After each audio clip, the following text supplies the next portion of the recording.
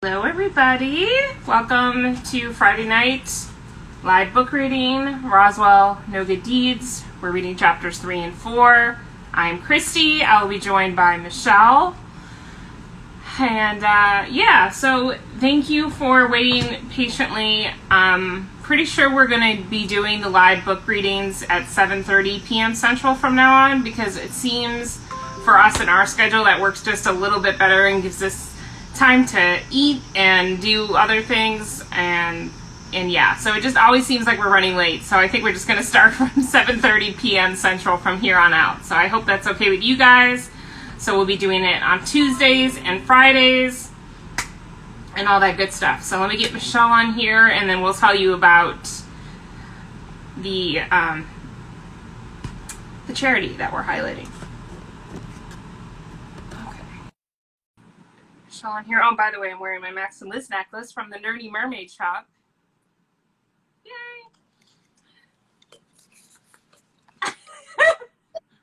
I love it. It's so hot here today, so I'm not even trying to be cute. Oh, I know. I just put my hair back in a ponytail. I'm like, it feels hot in my apartment, so I'm not about today. To have my hair down. I'm going to have to get a cut again, because this happens every summer. Got freckles.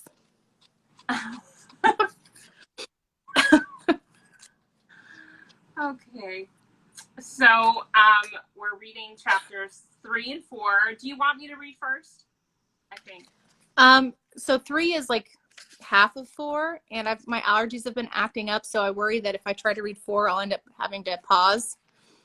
Do you mind reading 4? I don't mind reading 4 at all. So okay.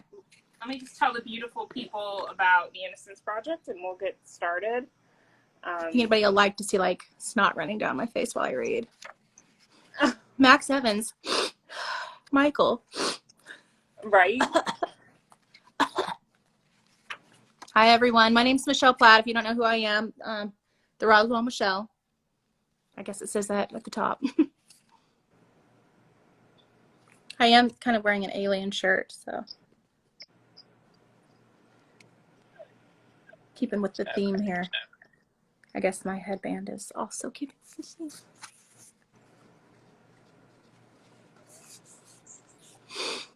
You're like the cutest thing with that headband. Okay, stop. Wow. Okay.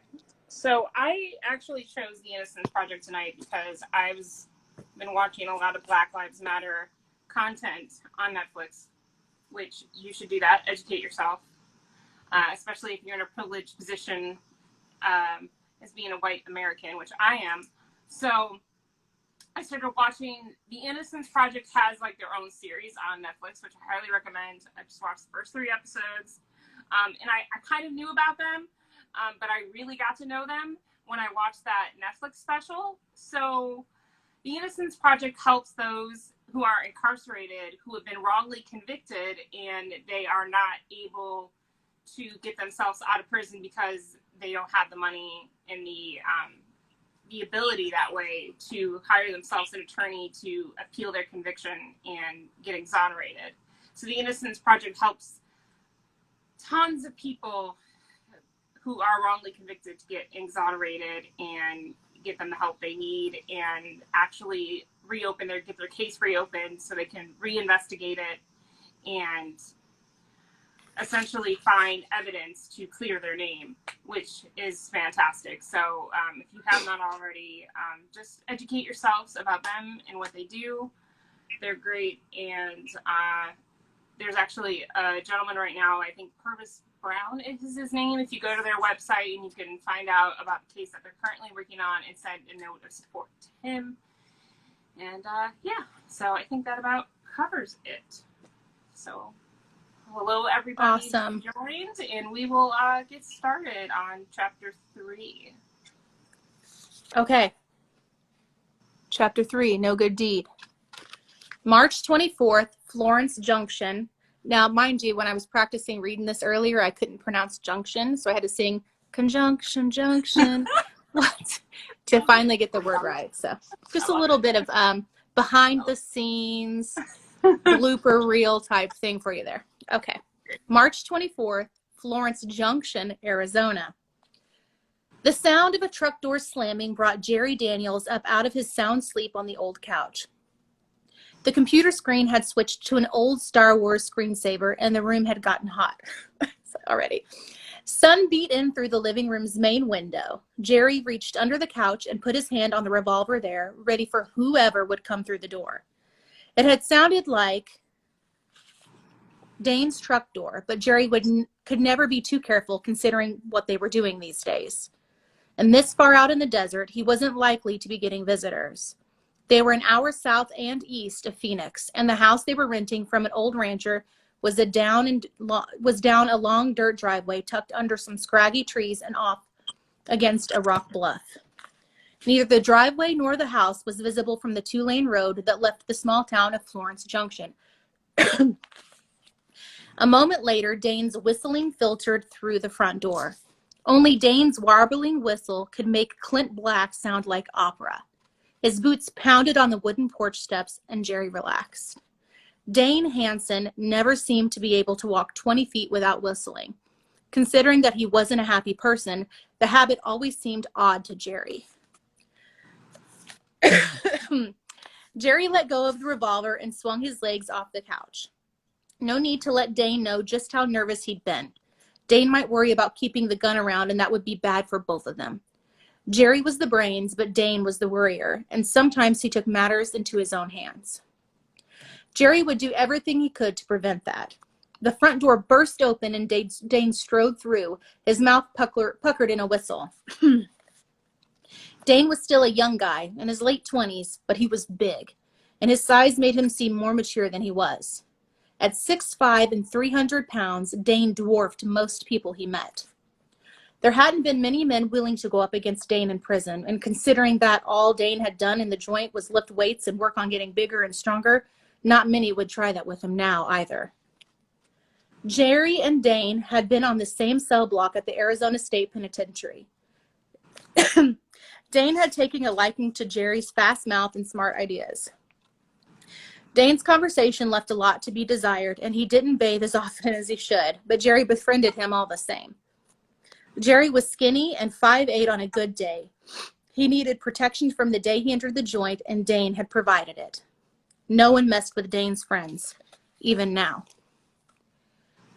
As weird luck would have it, they had gotten out at the same time 2 days before Christmas, when Jerry stumbled into the best money-making deal ever imagined. He called Dane to help him.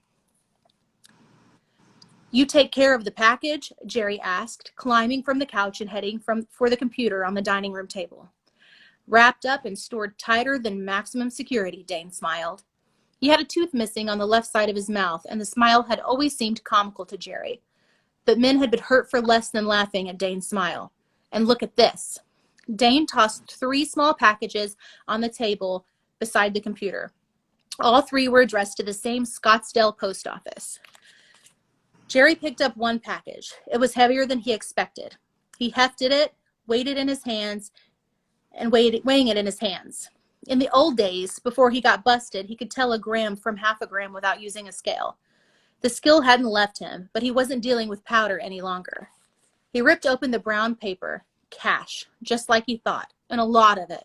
But the problem was that 10 $100 bills felt the same as 10 $1 bills. He flipped through the cash, happy to see that all were hundreds, 15,000, just like the doctor ordered. No wonder Dane was whistling. Jerry chuckled. "Looks like we're going to have to make up some more serum." "You sure there ain't newspaper in those bundles?" Dane asked, always the worrier. Jerry would have been positive even without checking. No parent buying serum for his child ever shorted the manufacturer, not with the child's life at stake. Still, Jerry thumbed through the cash a second time. "Positive," he said. Then he opened the other packages, 15,000 in each of them. Damn, this scheme was good. They were getting rich fast, and if they were careful, they'd have a big nest egg by the beginning of May. "Well," Dane said, "if they sent real money, then we got more serum in the kitchen." Jerry laughed, ripped the 3 names off the 3 packets, and tossed the money back to Dane to put in the safe, a loose wallboard in the hallway across from the bathroom. They had over $200,000 in there now. Jerry had figured they would double that, and then split it up and get out of the desert. At this rate, it wasn't going to take long.